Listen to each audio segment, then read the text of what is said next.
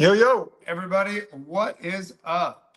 So, today we are talking about an unconventional way that I diagnose frozen shoulders. Okay, so I feel like frozen shoulders are not hard for people to diagnose. Like, it hurts so bad. They have like 10 out of 10 pain. They can't sleep. Like, what are the shoulder pain causes you not be able to sleep?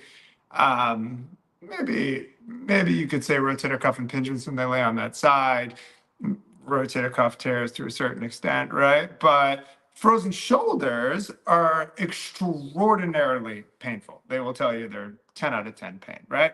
And normally it's obvious, right? Normally the person can't move in any direction, right? I can't buckle my bra, women say, right? I can't, flex. I can't do anything, right? So what happens in a frozen shoulder, the technical name for it is adhesive capsulitis, because the joint capsule adheses to itself, and they get like these wounds on their joint capsule, right? So it's strangling the joint, and then the person, loses all range of motion. Now, I read somewhere that like statistically in like a year or two they'll go away. But the risk you take when you tell a patient that is the fact that they'll develop a contracture, right? And now you have kind of like another different type of frozen shoulder, if you really want to think about it that way, right? Is that now you have to do the whole rehab anyways, because now they have an orthopedic contracture of the muscles and the joint capsule. Okay. So, ways to know it's a frozen shoulder, if it's like a mild one, right? Is if you actually do a joint mob with these people, I find if you go like that, put their arm out like into abduction, right? And you go like this, like that, they'll scream, right? Any type of joint mobilization, they'll scream because it's stretching the adhesions, stretches the adhesions, right? And they're limited usually in every range of motion. They're limited in flexion, limited abduction, internal, external rotation, right? You ask them to go back, they're like that, ow, ow, ow, ow, ow, like that, which on a scale of 0 to 10, what you're paying, they're like freaking 9, 10, right? So in that respect, it's easier from that perspective. But there is a way that there's a pattern that I noticed years ago. I don't know if you've seen it, but a pattern that I noticed years ago is that when you ask these patients to raise their arm up, this happens. So when you ask them to raise their arm up, normally that the humeral head drops down in the socket like that, right? So this doesn't go up with it, right? So it just drops down because it's not frozen, right? And you or me, right? But when you ask these patients to raise their arms up, they fire their upper trap as well to get their arm to go like this. Frozen shoulder patients, okay? They'll fire their upper trap and the whole thing moves together. Now, why is the whole thing moving together? Because when you have a frozen shoulder and your capsule is adhesed or adhesive capsulitis, right? Then what happens is that it can't drop down. So what the person's doing is this, right? So they're doing this, okay? So whenever I ask them to raise their arm, I'm just sitting there taking a history, right? And I'm like, raise your arm up.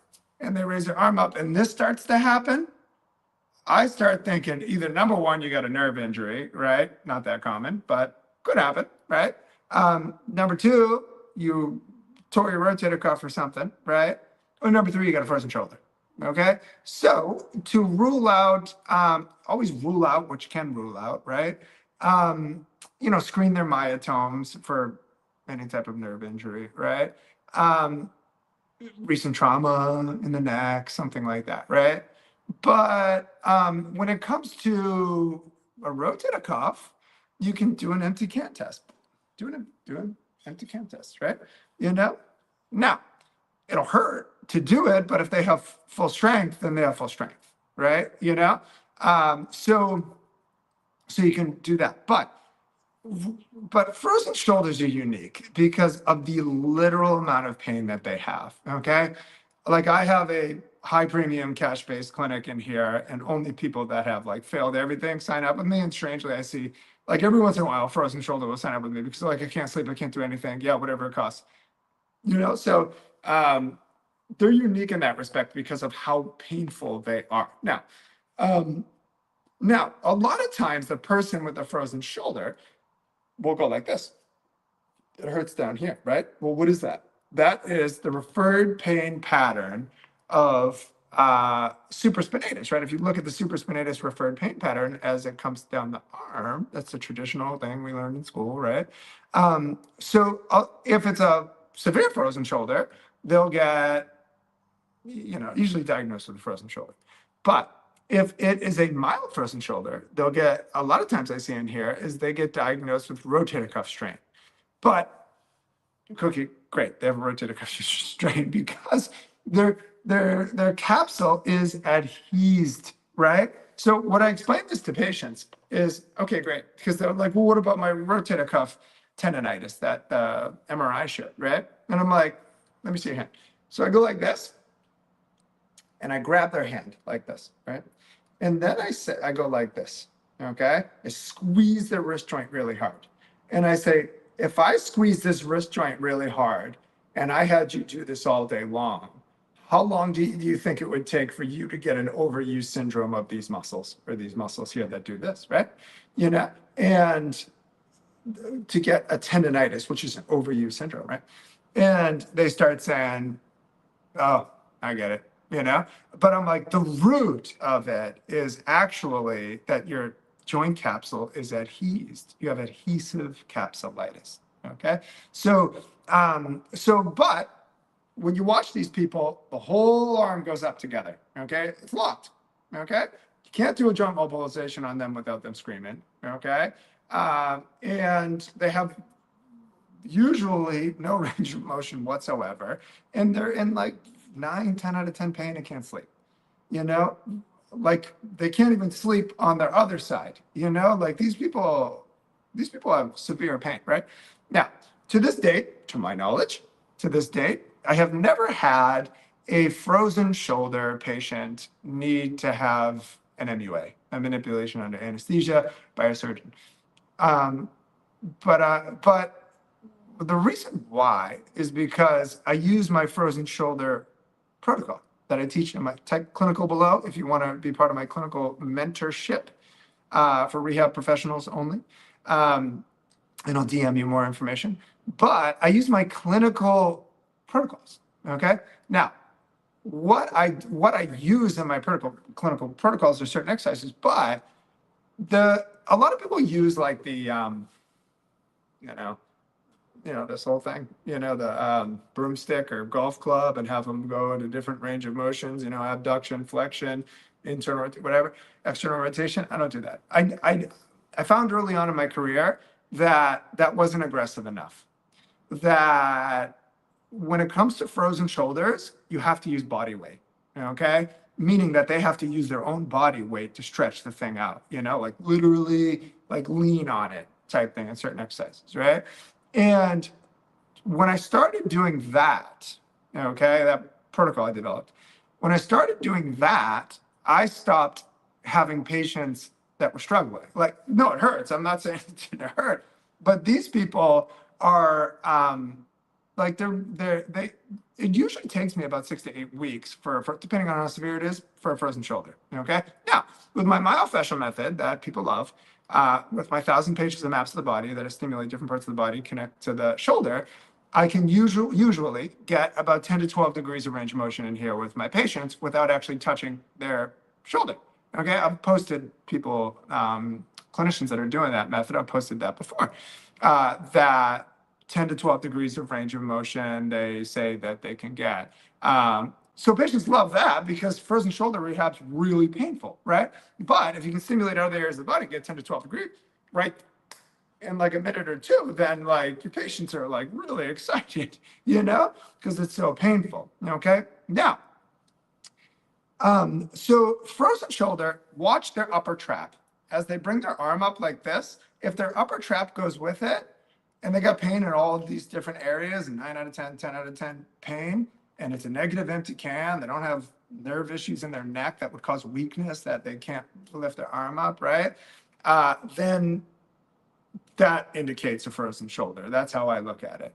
Okay. So just look at that, because a lot of times these MRIs are inconclusive, you know, like maybe a frozen shoulder type thing. So anyways, that's that. But if you want to learn all of my methods, including that 1,000 pages of maps of the body and how I get 10 to 12 degrees, usually a range of motion with my frozen shoulder base and stuff like that.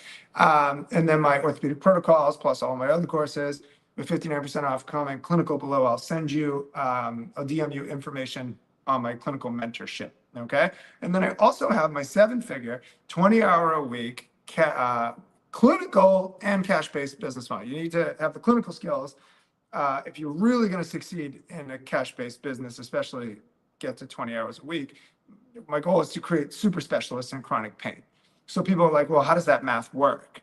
And what I say to them is, like, there's a Lyme disease doctor in Clearwater, Florida, that advertises on his website 94% success rate with Lyme disease, right? People come from everywhere. Like, it costs like a down payment on a house to see the guy. And it takes like 3-6 months, something like that.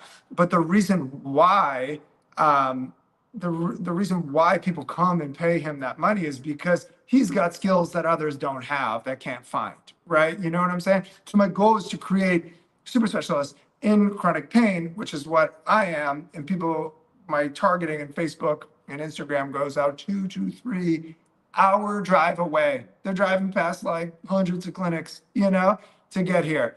And these people have given up hope, you know, on the medical system. I call it the orthopedic trail of tears. It's the saddest thing you'll ever. I usually can diagnose what's wrong with them just by how long they had it and everything they tried. If they have the story, failed everything type thing, you know, I usually have a pretty good idea of what is happening. So, listen, this isn't some sales technique. Literally, there, people. I'm onboarding people for my cash-based clinic, 7-figure, 20-hour a week. But when I hit a certain amount of people in an area, because we're using the same ad copy and targeting the same audience, when I hit a certain amount, then you can't join anymore. Okay, so I'm not like saturating markets of people with the same ad copy, same everything. Okay, so my goal is to get these clinics all around the world, but first come, first serve. So comment hybrid below, and I'll DM you more information on that. Okay, I teach the clinical skills, business skills that I created around it, and how we get to 7-figure, 20-hour a week business model. Okay, other than that, peace. Love you all.